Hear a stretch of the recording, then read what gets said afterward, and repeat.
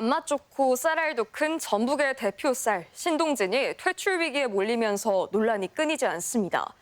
그런데 수확량이 너무 많아 퇴출시키겠다는 정부 방침에 큰 오류가 있는 것으로 확인됐습니다.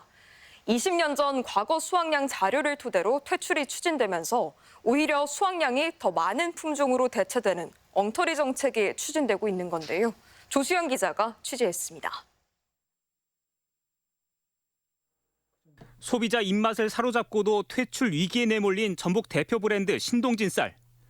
정부가 더 이상 수매하지 않고 국립종자원을 통한 종자 보급까지 끊겠다는 계획을 내놔 씨까지 말을 쳐집니다.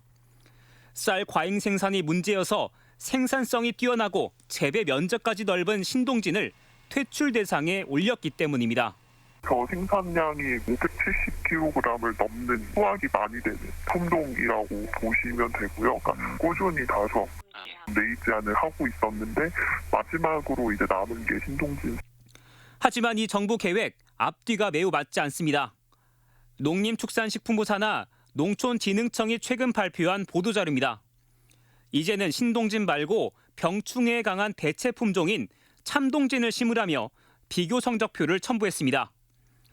그런데 신동진의 단위 면적당 생산량은 536kg. 정부가 퇴출 방침을 정한 생산량 기준인 570kg에 한참 미달합니다. 오히려 대체 품종인 참동진의 생산성이 540kg으로 더 높은 것으로 나와 있습니다. 그럼에도 신동진의 생산성이 뛰어나다며 퇴출을 주장하는 정부의 계획에 현장에선 의아하다는 반응이 나옵니다. 같은 조건에서 같은 시비 조건에서 할 경우에는 오히려 참동진이 더 나오는 자료들이 있기 때문에 신동진을 보는 시각을 좀 다른 시각으로 봐야 된다.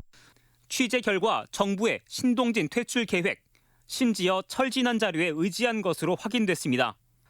정부가 퇴출 근거로 내세운 신동진의 단위 면적당 생산량은 596kg.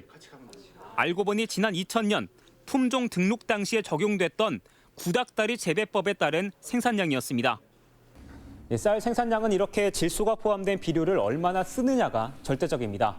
그래서 정부는 적정한 생산량과 품질, 이 두 마리 토끼를 모두 잡기 위해 이 질소량의 표준을 농가에 제시하고 있습니다.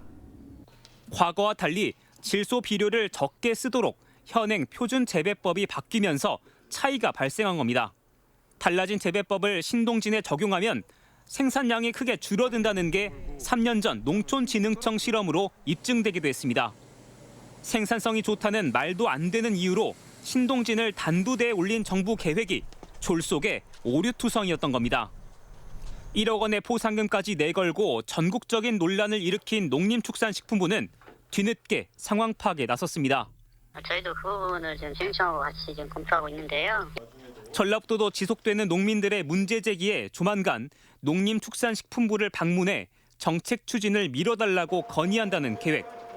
졸속 추진을 둘러싼 논란은 가라앉지 않을 전망입니다. MBC 뉴스 조수영입니다.